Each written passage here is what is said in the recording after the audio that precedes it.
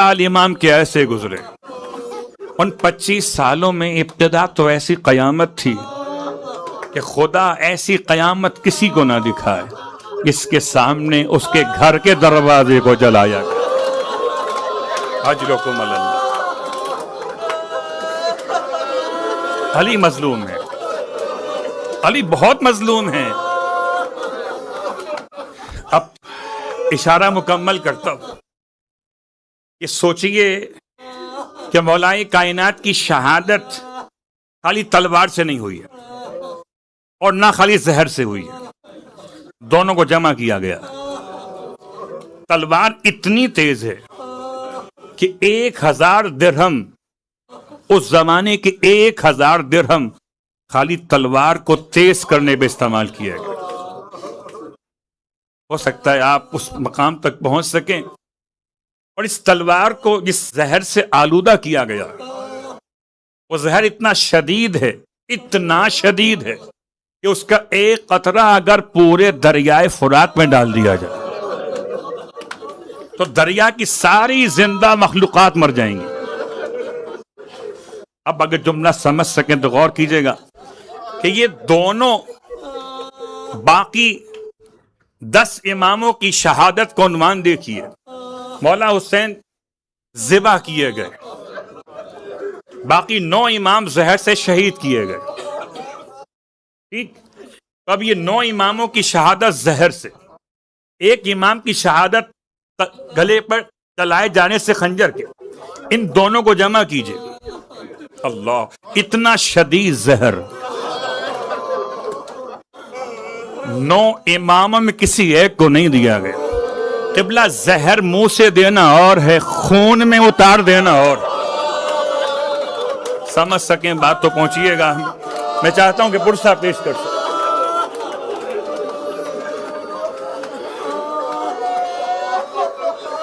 اور اب بات کو آگے بڑھاؤں آپ کی خدمت میں کہ جنگ نہروان ختم ہوئی۔ نہروان سے امام کی واپسی کب ہوئی؟ ماہ رمضان کی 13 تاریخ ہے، 40 سنہ ہجرت ہے، ماہ رمضان کی 13 تاریخ ہے۔ امام جب نہروان سے واپس آئے تو امام نے خطبہ دیا، اور جب یہ خطبہ دیا تو امام کے ممبر کے دونوں طرف سب لوگ بیٹھے ہوئے تھے، مگر ایک طرف امام حسن الگ سے بیٹھے ہوئے، ایک طرف امام حسین بیٹھے ہوئے۔ درمیان خطبہ میں امام نے سوال فرمایا۔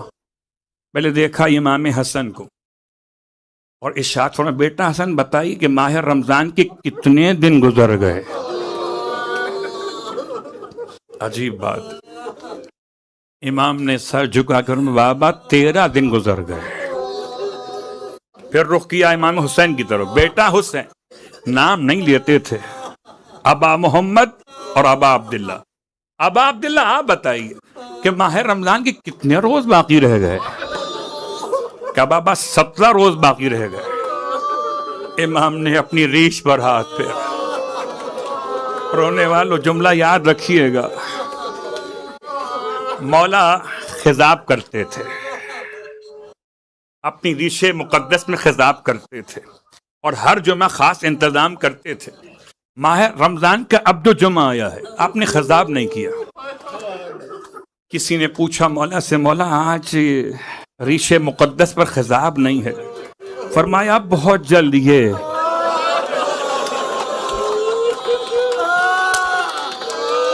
میرے سر کے خون سے خطاب، بہت جلد میرے سر کے خون سے خطاب۔ آپ نے گریہ کیا، اجرکم علی الزہرا۔ آپ کا گریہ یہ شب ضرورت میں ہے، اللہ کے رسول خطبہ شعبانیہ میں رو رہے تھے اور اسی جملے پہ روئے تھے۔ اس کے بعد میرا مولا ہر سال حج کی تیاری کرتا تھا، اور کوفے سے قافلے ماہ رمضان میں روانہ ہوا کرتے تھے حج کے اعتبار سے۔ تو امام نے شور و غل کی آواز سن کے فرمایا، بیٹا حسن جا کے دیکھیے یہ شور کیسا ہے۔ امام باہر گئے، دیکھا قافلے حج کو تیار ہو کر روانہ ہو رہے۔ بابا آپ کا ارادہ کیا ہے؟ فرمایا اس سال حج پر نہ جا سکو، سارے لوگ حج پہ جائیں گے، علی حج پہ نہ جا سکے۔ رونے والوں، میرا مولا ہر رات میں الگ الگ گھر میں اپنی بچیوں کے بچوں کے گھر میں افطار کیا کرتے تھے، اور یہ ماہ رمضان کی 17ویں شب لکھی جاتی ہے تاریخ میں۔ اس رات میں آپ نے خواب دیکھا ہے کہ رسول خدا آئے، فرماتے ہیں یا علی بس آپ کی زحمت تمام ہو گئی، جنت آپ کے انتظار۔ آپ نے اپنی بیٹیوں سے خواب کو بیان کیا ہے، بیٹیاں پھر بھی باپ کے لیے دعا مانگ رہی ہیں۔ ہائے ام کلثوم کا گھر ہے، امیر المومنین کی خدمت میں افطار ہے، نانے جو کے ساتھ نمک اور دودھ کو لا کے رکھا ہے۔ امام رونے لگے، ارشاد فرمایا بیٹی یہ 2 خوراکیں ایک ساتھ علی کب کھاتے ہیں؟ بیٹا ان میں سے ایک کو اٹھا کے لے جائیے۔ بیٹی نے چاہا کہ نمک کو اٹھا لے، امام نے روک دیا، نمک چھوڑ دیجئے، دودھ اٹھا لیجئے۔ اللہ اکبر، واہ مصیبت، رونے والوں وہ رات کیسی تھی۔ ویسے تو مولا نماز شب گھر میں پڑھتے تھے، اور جس کے گھر قیام کرتے تھے وہیں نماز پڑھتے تھے۔ ہر 2 رکعت کے بعد بار بار باہر نکل کے آتے تھے، آسمان کو دیکھ فرماتے تھے نہ مجھ سے جھوٹ بولا گیا اور نہ میں نے جھوٹ سنا، اسی رات کی خبر دی گئی تھی۔ کبھی فرماتے تھے اے چشمے والا ہمیشہ علی نے تیرا انتظار کیا ہے، تو نے علی کا انتظار نہیں کیا۔ آئے نماز شب کا انداز تھا میرے مولا کا۔ گھر سے نماز کے لیے روانہ ہونے لگے تو گھر میں مرغابیاں یا بطخیں پلی ہوئی تھیں، امام کے دامن سے لپٹ گئیں اور ایسے لپٹیں، اتنا زور سے چلانا شروع کیا، ام کلثوم گھبرا گئی، انہیں ہٹانا چاہا۔ امام نے فرمایا انہیں چھوڑ دو، ابھی یہ چیخ رہی ہیں، ارے ان کے بعد رونے والیاں روئیں گی۔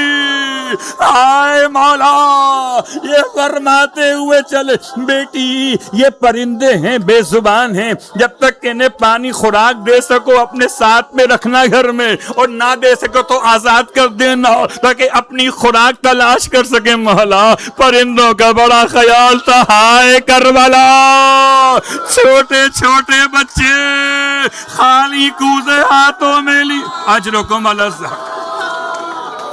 رونے والوں، امام گھر سے برآمد ہوئے، کیا قیامت تھی، کس طرح سے امام علیہ السلام بار بار موت کو یاد کر رہے تھے۔ مسجد میں پہنچے ہیں، بس عزادارو مسجد میں پہنچ کے امام نے سب کو بیدار کیا، جو الٹا سویا تھا اس ملعون کو بھی بیدار کیا۔ محراب مسجد میں علی نے آخری اذان دی ہے، میرا مولا ایسی اذان تھی کہ پھر دوبارہ کبھی یہ آواز سننے کو نہ ملی۔ اذان کے بعد امام مصلی عبادت پر آئے۔ بعض روایات کہتی ہیں کہ نافلہ فجر کی نماز کا واقعہ ہے، بعض کہتی ہیں روایات کہ نماز فجر واجب کا واقعہ ہے، لیکن قیامت کی بات یہ ہے کہ دونوں روایتوں میں وقت ضربت ایک ہے۔ چاہے نافلہ پڑھ رہے تھے مولا یا نماز فریضہ پڑھ رہے تھے مولا، وقت ضربت ایک ہے۔ غور کیجئے گا اگر سمجھ سکے۔ قاتل نے ایسے وقت کا انتخاب کیا جبکہ علی کے دونوں ہاتھ خدا کی عبادت میں بس۔ رونے والوں، یہ بات سمجھ میں نہیں آ سکے گی، ذرا پلٹ کے حضرت عباس کو دیکھ لیجئے گا۔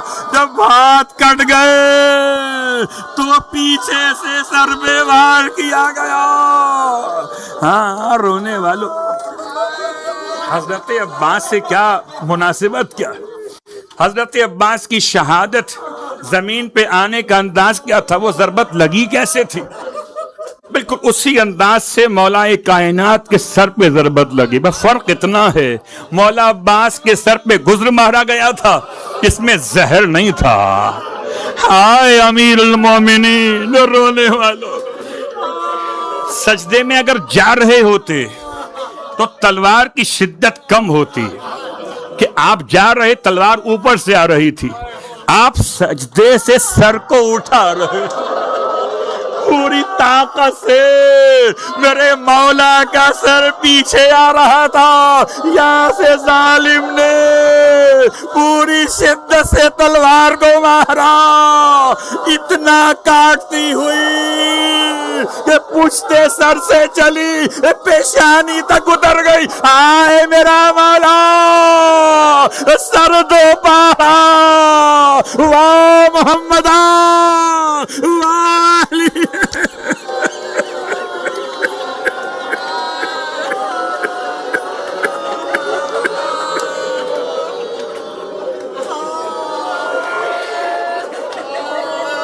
تحدمت واللہ ارکان الہدا،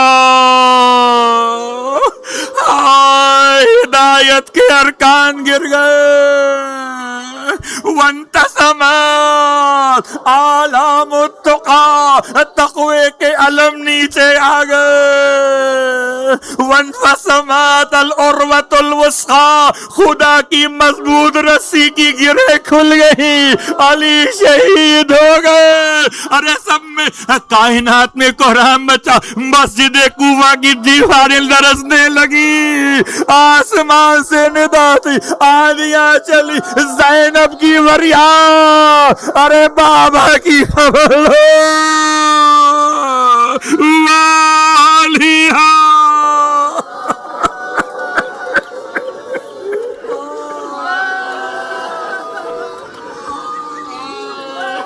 مومنین 10 منٹ ماتمداری ہوگی، اس کے فوراً بعد اعمال شب قدر بجا لائے جائیں گے۔